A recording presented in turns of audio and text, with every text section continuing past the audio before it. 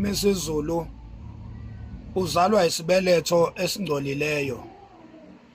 Isibeletho sikabani? Isibeletho sikaMntane Nkosi uMantombi Dlamini oqhamuka ebukhosini baseSwatini.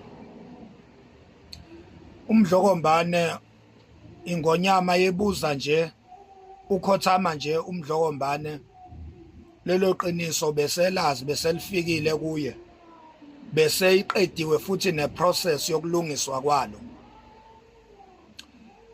uMntane Nkosi ulala nje, ukhothama nje, ubelazi lelo qiniso elokuthi akakwazi ukuzala inkosi, futhi beselenziwe nesiko lokuthi esibelethweni sakhe ufakwe enye yamadodana kaMdlokombane angawazali biological, kodwa ukuze kube nenkosi kwaZulu uma kwebuza ingonyama uMdlokombane kwakumele kube nesiko elenziwayo.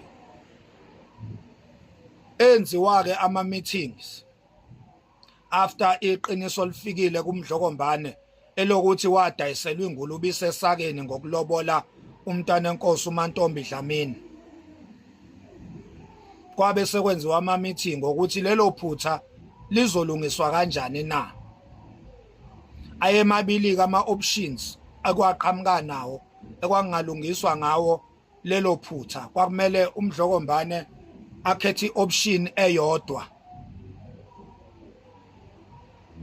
Oqala umbono kwabo ukuthi uMdlokombane akaphinde futhi akhethe khona esigodlweni eSwatini ebukhosini, akhethe enye intokazi ayilethe kaZulu izozala inkosi.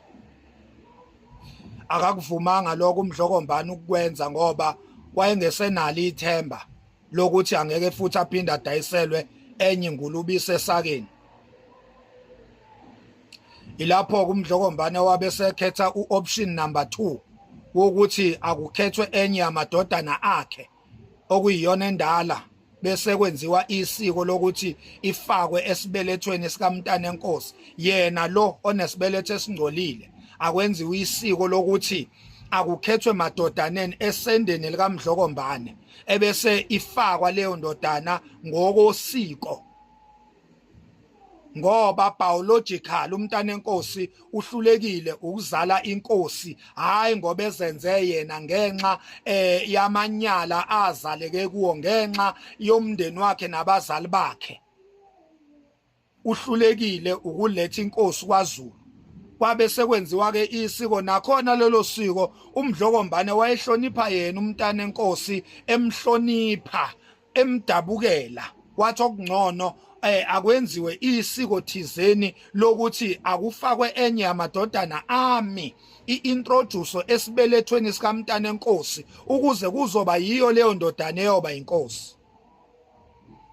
Nangempela-ke kwavunyelwana ngo-Elothi, yenziwa lelo siko lelo, kwathathwa umntwana uZonda Magwala wayiswa eSwatini kwayokwenziwa isiko lokufakwa kwakhe esibelethweni sikaMntane Nkosi ukuze ezoba inkosi.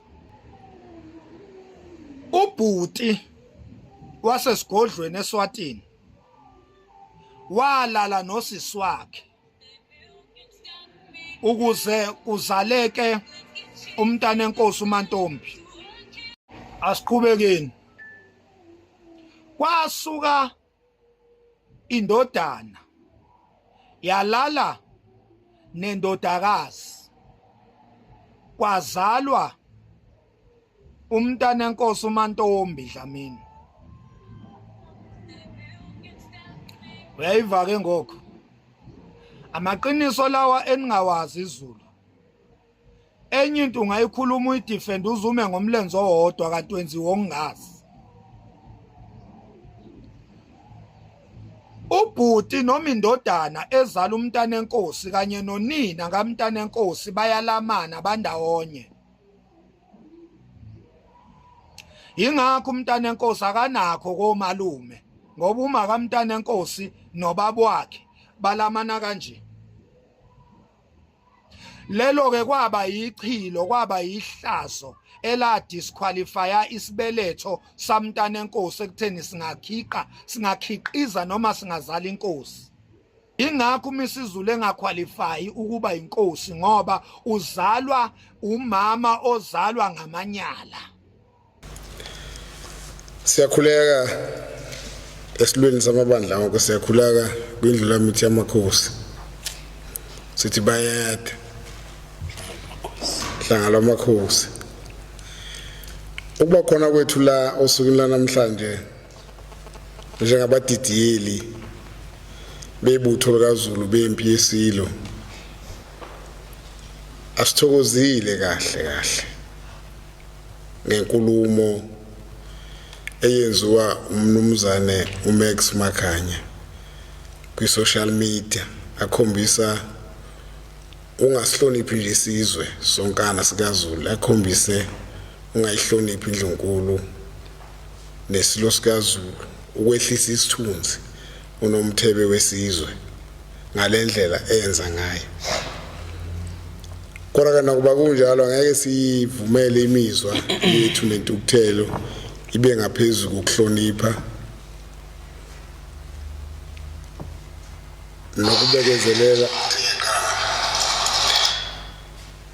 nokubekezelela isimo esibhekene naso njengamanje. Le nkulumo kaMnumzana uMax Makhanya sinesikhathi iqalile eyenza, kodwa asihambisananga nayo iqala esikwenzile. Sixhumane noNdunankulu wesizwe sakwaMakhanya lapho athi uMax ungawakhona. Samtshela ukuthi ayisiphethe kahle lento futhi akekho umuntu ongumZulu emphethe kahle.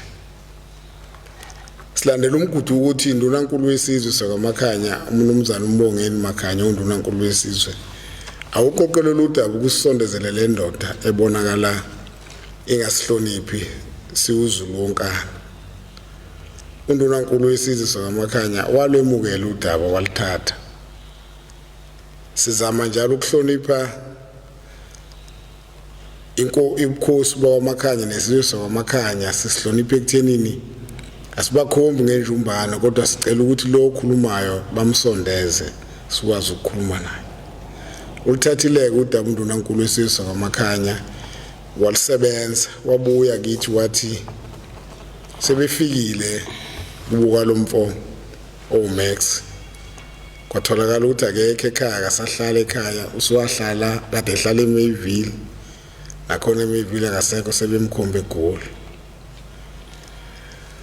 Ngakho njalo ngoba senza ubulungiswa bokuthi ayilungiswe lento ngaphambi kokuthi kube khona umonakalo odalekayo, kodwa ke uMax uyaqhubeka. uMax Makhanya uyawudala umonakalo, sudalekile usuyisinengiso. Sesibona ukuthi ke ake sizame ukumkhuza ukuthi lento ayenzayo ukudlala ngomlilo lo. Omunye umuntu uyeyibilisa amanzi ethi ubilisela omunye kanti uyibilisela yena, ethi uyehlisa omunye isithunzi kanti uzehlisa yena. Le nkulumo yakhe isifike lapho esingaseneme khona kakhulu, kodwa sithi asisho ukuthi abasondelene naye nabaseduze kwakhe eke bemkhuze bemeluleka ukuthi lesi senzo sakhe sizomholela ekuthenini sibe nenkinga thina naye. Sizuleke ukuthi uzinze eGoli, kodwa futhi sesixhumanile nobuholi bamabutho bempi yesilo yendlulamithi eGoli, saxhumanela ukuthi ake besifunise lo muntu ohlambalaza isizwe sikaZulu ngalolu hlobo, ngoba akekho umuntu ongakhuluma kanje noma ngekhona endlunkulu noma ngesonisile, kodwa akekho umuntu ongakhuluma kanjena ngomfowabo womunye umuntu kuthiwe kuhle. Uma kufika lesikhathi sokuthi lento ayenzeki ngoba osukwini lanamhlanje sivuka nenye indaba kaMax ekhuluma ngendaba yokuthi isibeletho sika mntana enkosi asibanga sihle, yonke lonto leyo ingamanyala aphindiwe esizweni. Angazi ukuthi ibeletho zabantu abadala uzazingana, kodwa sibona ukuthi ukuze lento ilunge sekuzofanele ukuthi sisukume phansi ke thina manje njengempi yesilo sivikela isihlalo ezitheni nakuba sazi vele ukuthi lo Max lo ayisuki kuyo lento emva kwakhe khona bakhona siyimiseleke ukuthi ake sibhekane nalesimo kusuka manje ngoba lento leyehlisa isithunzi sesilo akekho umuntu owuzulu nje nozwelana nozulu nje ongavumela lenkulumo esho uMakhaya ngakho kusezandleni zethu ukuthi ake siyi-treat ngendlela ezokwazi ukuthi nathi sigculise sigcine sijabulile ngoba isijabulisi lento iyenziwa uMakhaya nanokuthi-ke futhi siyafisa ukuthi esizweni sakwamakhaya nasebukhosini nje bakwaMakhaya sinobudlelwano obuhle kabi nabo njengozulu siyabuhlonipha futhi kodwa kuye kusuke kufanele kwesinye isikhathi ukuthi